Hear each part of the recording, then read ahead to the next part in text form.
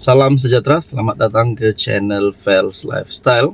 Terima kasih kerana terus setia dan terus bersama di dalam channel ini. Saudara-saudara, tuan-tuan dan puan-puan yang saya amat hormati, kepada yang baru di dalam channel ini, selamat datang saya ucapkan. Mungkin antara beberapa isu yang menjadi panas sebelum ini adalah berkaitan dengan isu Najib Razak.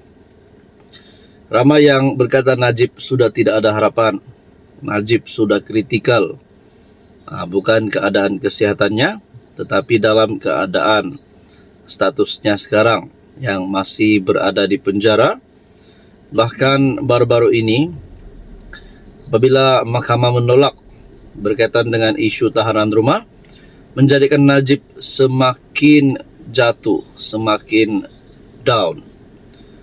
Salam sejahtera, saudara-saudara, tuan-tuan dan puan-puan yang menonton video dan iklan kali ini yang sangat best. Ini adalah terapi imun transfer factor. Kita mesti tahu bahawa kita mempunyai sistem imun badan yang berbeza-beza.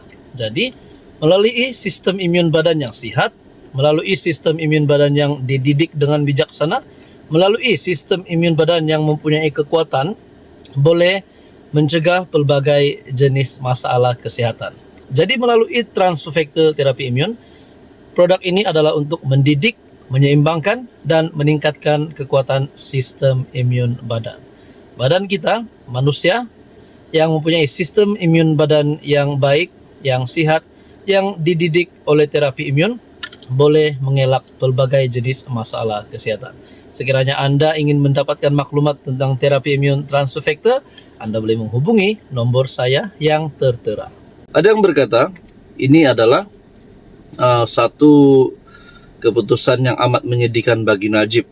Tapi saya rasa dan saya yakin, memang ada juga berkata, inilah Najib perlu hadapi. Ditambahkan pula dengan keputusan berkaitan dengan 1MDB kalau tak silap, dengan beberapa kes yang lain yang melibatkan nama Najib, 15 tahun penjara, denda 11 bilion. Jadi apabila semakin banyak cabaran yang dihadapi oleh Najib, sudah pasti penyokong, pengikut setia Najib mahu Najib dibebaskan, mahu Najib bukan saja sebagai tahanan rumah tetapi dibebaskan daripada penjara. Kalau boleh tahun ini, mungkin tidak mustahil Najib boleh dibebaskan pada bulan Februari, bulan Mac, April, Mei, Jun, Julai, Ogos, September, Oktober, November, mungkin Desember. Tidak mustahil, tetapi untuk Najib dapat dibebaskan, kena mengikuti prosedur yang betul. Bukan sekarang nih ada duit berbilion pun, kalau Najib tidak boleh dibebaskan, tetap tidak akan dibebaskan. Dengan mendapatkan pengampunan penuh daripada yang di Pertuan Agong, barulah Najib boleh dibebaskan. Tapi layakkah Najib untuk mendapat pengampunan penuh? Persoalan seterusnya pula, layakkah Najib untuk dibebaskan? Nah, itulah yang menjadi persoalan sekarang. Tetapi bagi pengundi Najib, penyokong Najib, terutamanya di kalangan UMNO, mau Najib dibebaskan. Jadi kita berpikir, kalau Najib dibebaskan, let's say lah Najib dibebaskan pada tahun ini, pun tak logik jugalah, sebab selesai untuk SRC International, selesai hukuman penjaranya adalah pada 2028 kalau tak silap. Jadi kalau Najib dibebaskan pun, adakah Najib masih mempunyai aura untuk menjadi pemimpin politik? Silap-silap kalau Najib dibebaskan, Najib boleh sekali lagi jadi Perdana Menteri, boleh jadi Presiden UMNO lagi. Jadi inilah menjadi persoalannya. Tapi buat masa sekarang, saya lihat memang jauh sekali untuk Najib dibebaskan, bahkan untuk diberikan pengampunan. Jadi apa pula pandangan Anda? Salam sejahtera, selamat datang ke channel Fels Lifestyle. Terima kasih kerana terus setia dan terus bersama di dalam channel ini. Kepada yang baru di dalam channel ini, selamat datang saya ucapkan, selamat tahun baru dan semoga terus dalam keadaan damai sejahtera. Saudara-saudara yang saya amat hormati, tuan-tuan dan puan-puan.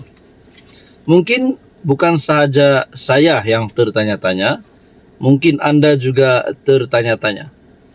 Apakah akan berlaku kepada kerajaan, kepada Anwar, sekiranya UMNO, Barisan Nasional, keluar daripada kerajaan pada hari ini ataupun bila-bila waktu sebelum tamat penggal?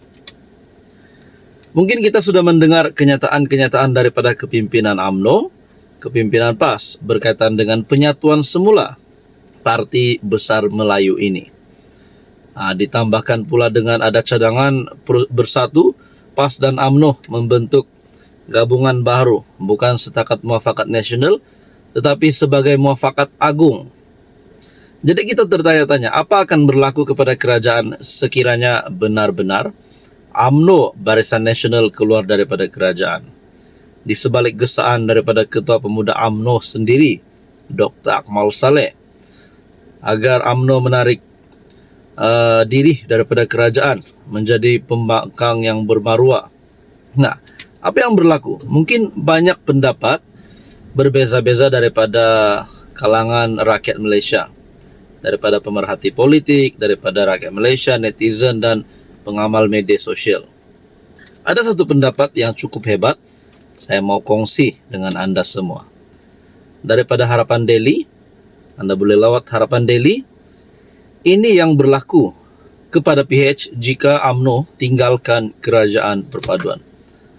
Mungkin kita tertanya-tanya, sekiranya UMNO BN keluar daripada kerajaan perpaduan, adakah parti-parti yang lain yang menyokong kerajaan juga akan mengikut langkah BN UMNO?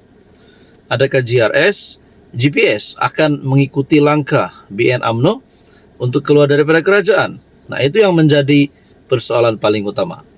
Tapi dalam ulasan ataupun dalam kenyataan ini, PH masih berpotensi menang pilihan raya umum ke-16 dan mengekalkan Datuk Seri Anwar sebagai Perdana Menteri bagi penggal kedua walaupun tanpa kerjasama UMNO, kata Profesor Madya Dr. Muhammad Yusri Ibrahim. Pensyarah Pengajian Polisi Universiti Malaysia Terengganu itu berkata, hal tersebut bergantung kepada beberapa faktor utama landscape politik semasa.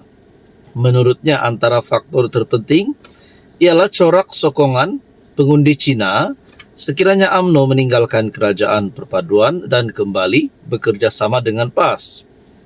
Jika UMNO dan PAS kembali bergabung dalam suasana seperti yang dirancana oleh sayap-sayap pemuda mereka, pengundi Cina dijangka kembali menyokong PH secara solid.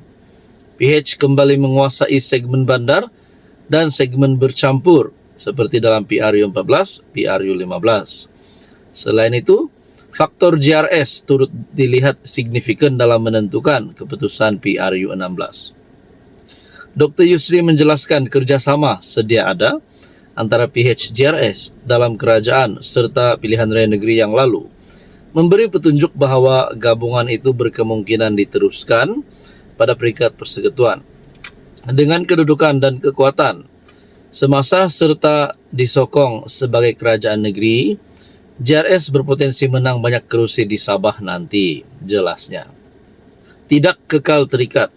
Dalam masa sama, beliau menekankan peranan penting GPS, Gabungan Parti Sarawak, yang tidak terikat secara kekal dengan mana-mana gabungan. Menurut Dr. Yusri, formula utama dalam hubungan GPS adalah tidak mencabar mereka di Sarawak. Selain mengambil kira sentimen dalaman negeri, itu pasca PRU 15, apabila wujud bantahan terhadap kemungkinan GPS membentuk kerajaan bersama PN PAS. Beliau berpendapat jika PH mengekalkan prestasi PRU 15 atau hanya kehilangan beberapa kerusi, GRS meningkatkan kemenangan di Sabah, GPS mengekalkan dominasi di Sarawak, gabungan PH GRS GPS berupaya mencapai jumlah kerusi mencukupi membentuk kerajaan. Ini adalah congakan awal berdasarkan situasi semasa. Sekadar menjawab persoalan sama ada PH boleh menang PRU 16 tanpa UMNO, katanya. Jadi itu baru 2 parti, apatah lagi kalau bersatu juga akan sertai kerjasama yang sama dengan PAS dan UMNO. Kedua-dua parti besar tersebut mempunyai kekuatan di tempat sama, yaitu segmen Melayu. Beliau melihat potensi kerjasama UMNO dan PAS termasuk kemungkinan penyertaan bersatu sebagai lebih mencabar dari segi pengurusan dan pembahagian kerusi. Jadi berkaitan isu ini, tuan-tuan dan puan, apa komen Anda?